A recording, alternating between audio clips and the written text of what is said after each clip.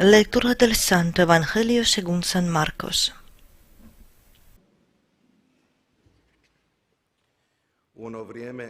En aquel tiempo se acercó a Jesús un grupo de fariseos con algunos letrados de Jerusalén, y vieron que algunos discípulos comían con manos impuras, es decir, sin lavarse las manos. Los fariseos, como los demás judíos, no comen sin lavarse antes las manos, restregando bien, aferrándose a la tradición de sus mayores. Y al volver de la plaza no comen sin lavarse antes, y se aferran a otras muchas tradiciones de lavar vasos, jarras y ollas. Según eso, los fariseos y los letrados preguntaron a Jesús: ¿por qué comen tus discípulos con manos impuras y no siguen tus discípulos la tradición de los mayores? Él les contestó: bien profetizó Isaías de vosotros, hipócritas, cuando, como está escrito: este pueblo me honra con los labios, pero su corazón está lejos de mí. El culto que me dan está vacío, porque la doctrina que enseñan son preceptos humanos. Dejáis a un lado el mandamiento de Dios para aferraros a la tradición de los hombres. Y añadió: anuláis el mandamiento de Dios por mantener vuestra tradición. Moisés dijo: honra a tu padre y a tu madre, y el que maldiga a su padre o a su madre tiene pena de muerte. En cambio vosotros decís: si uno le dice a su padre o a su madre: los bienes con que podría ayudarte los ofrezco al templo, ya no le permitís hacer nada por su padre o por su madre,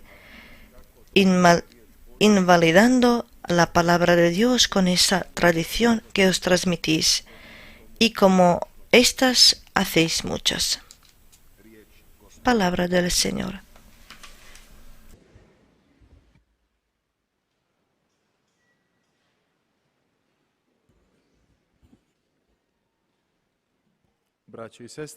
Hermanos y hermanas,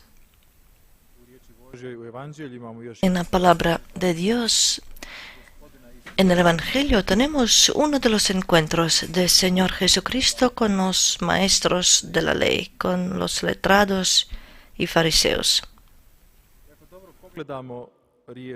Miramos bien la palabra de Dios en los 4 evangelios. Pronto llegaremos a la conclusión que nuestro Señor Jesús tiene mucha dificultad con los suyos. Los letrados, maestros de la palabra de Dios, maestros de la ley, los fariseos también. Los sumos sacerdotes y los sacerdotes en el templo también. Todos ellos, según su vocación, son los que explican la palabra de Dios. Por su vocación son aquellos que tenían que educar al pueblo, criarlo, ayudarle a conocer la verdad, quién es Dios, el Señor, cómo amar a su hermano hombre y a Dios. Y eso era su trabajo, su misión, que todos los días, sábado tras sábado, lo transmitieran al pueblo, para que el pueblo lo alimentaran, para que el pueblo pueda entender y en su vida cotidiana pueda vivir la fe verdadera. Eso era su misión, su tarea. Pero vemos, hermanos y hermanas, que precisamente ellos que dicen que son de Dios y que sirven a Dios, que ellos son los que más que todos se oponen al Cristo Señor. ¿Por qué es así? He escuchado en la primera lectura del rey Salomón que con el corazón y el alma servía a Dios y le construyó un templo. Con el corazón y alma le daba sacrificios y oraciones sinceras a Jesús a través de su corazón sincero. Tenía una oración sincera con Dios, y está escrito que es uno de los autores del Antiguo Testamento. La fe viva lo llevaba. Pero ocurrió a lo largo de los siglos que en el pueblo judío, que esa fe viva y la relación con Dios vivo con templo se acumularon muchas reglas humanas, muchas maneras de comportar a los que se daba un lugar que no les pertenece.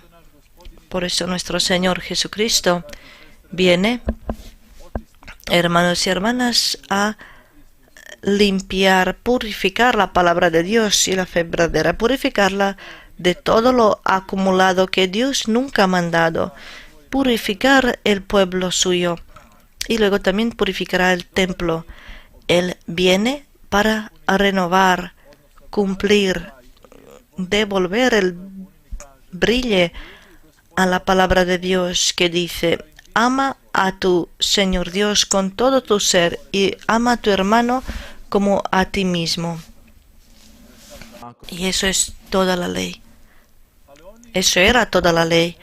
Pero ellos de una manera se quejan contra el Señor. ¿Qué hay en ellos? En ellos hay una cierta envidia, el celos. Y no pueden encontrar nada especial en el Señor Jesús. Es decir, ellos intentan encontrar algo, pero no lo encuentran. Y ahora en la palabra de Dios lo encuentran en sus discípulos. Y otra vez la tradición, las reglas humanas, la tradición humana, costumbres humanos, y ellos atacan. En la palabra de Dios, en varios lugares, encontramos precisamente que ellos se van cambiando, buscando, intentando encontrar algo en el Señor Jesús para poder acusarle. ¿Para qué? Porque por la envidia y celos. Él que no enseñaba, él que no es uno de ellos, explica la palabra de Dios y habla como nunca nadie habló antes. El que no es uno de ellos es el predicador y el profeta, el que hace milagros y habla en el nombre de Dios, y el pueblo lo sigue. Y todo eso, hermanos y hermanas, a los maestros de la ley, a los fariseos, no les deja indiferentes. La manera como Jesús habla de Dios y su relación con Dios y la palabra de Dios les tormenta, les molesta. Literalmente les molesta.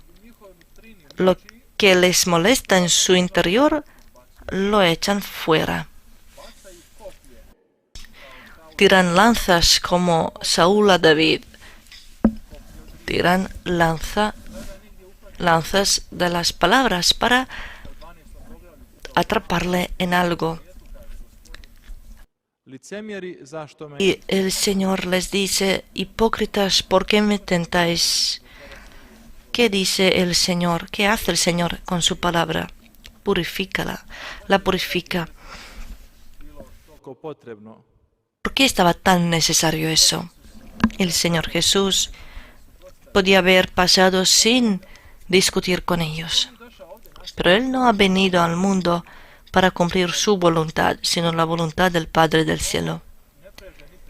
Y Él no escapa, no huye, porque el Señor Jesús es consciente.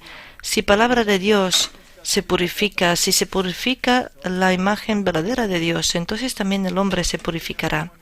Esa purificación de la que hablan ellos es la doctrina humana, las costumbres, tradición, folclore. Y el Señor Jesús va más adelante y Él intenta transmitir al pueblo la palabra de Dios, la pura palabra de Dios, porque eso precisamente es la clave para la salvación del hombre. A través de la verdadera palabra de Dios viene la verdadera imagen de Dios, de un Dios que ama a cada hombre. Y precisamente este templo que Salomón había construido, dice en otro lugar la palabra de Dios, el templo de Dios será el templo para todos los pueblos. Todas las tribus, todos los pueblos alaban al Señor. Ellos como judíos tenían la manera para transmitir la fe a los paganos, para fortalecerles en la fe hasta la llegada de Mesías. La fe en Dios vivo y único. ¿Y qué han hecho? Por varias razones.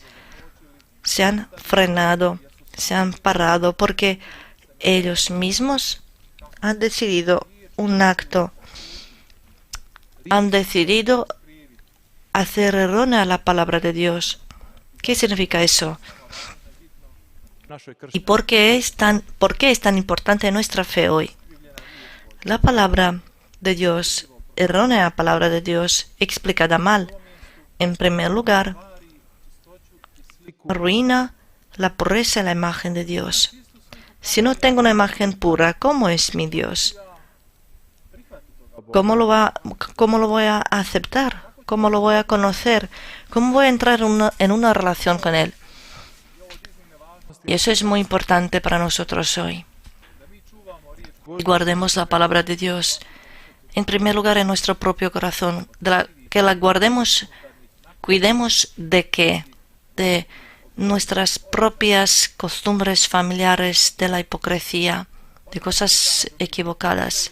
Nosotros dicen de ellos mismos, somos fariseos, maestros de la ley y actúan lo contrario del mandamiento de Dios. Nosotros hoy podemos decir de nosotros, somos católicos y hacemos lo contrario de lo que Dios manda. Porque lo hemos aprendido mal, alguien nos ha enseñado mal, lo hemos aceptado mal, hemos aceptado una realidad equivocada. Y eso es fácil de hacer. Porque, ¿qué es lo que pasa? Cuando se aprende equivocada la palabra de Dios, no hay cercanía de Dios, no hay relación con Dios vivo. Y cuando no hay esa relación, cuando no hay entrega, cuando no hay amor, cuando no hay alegría de Dios, el Espíritu del Señor, que precisamente en el templo de Salomón llenó el templo, así que tenían que parar el servicio de la fuerza de la presencia de Dios. ¿Qué es lo que atrae a Dios? Lo atrae el amor, el corazón puro, oración sincera, el clamor sincero.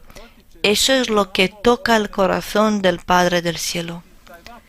Y ese clamor de todo el género humano a lo largo de la historia ha tocado el corazón del Padre del cielo, que Él ha enviado a su Hijo Jesús. Por eso, hermanos y hermanas, es tan importante para nosotros imitar la viva palabra de Dios, porque a través de esa imitación yo entro en la relación. Yo permito a Dios que sea Dios en mi vida. Yo permito a Dios que con la fuerza y con su poder me consuele, me purifique, me libere, me llene con su Santo Espíritu. Entonces ocurre la nueva creación. El hombre se transforma.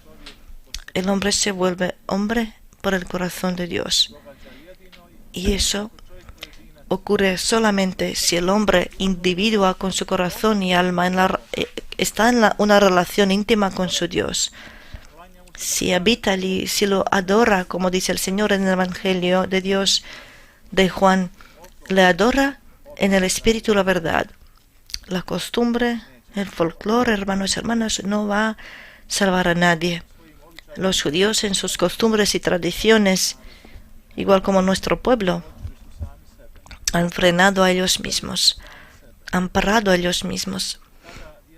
Entonces la fe se convierte en una historia, en un cuento de hadas, en un folclore, en algo que hacemos y cumplimos por fuera, pero está lejos de nuestro corazón y nuestro entendimiento. Por eso Jesús discutirá más con aquellos que dicen que son de Dios. Hoy también dirige su palabra a nosotros los fieles, a nadie más. No dirige su palabra a aquellos que creen en otras religiones o en aquellos que no creen a Dios para nada. Él dirige su palabra para que permitas a Dios que con su fuerza purifique tu corazón, tu mente, que te libere y sane de la hipocresía. Hipocresía no es otra cosa sino la división. Estás haciendo por fuera, estás diciendo algo, pero en realidad, en lo profundo, no es así. Dios nos quiere sanar y liberar para que seamos, como dice en un lugar a Abraham, ve delante de mí y sé manso. En griego, el manso Teleio significa íntegro, perfecto. Sé a la imagen de Dios.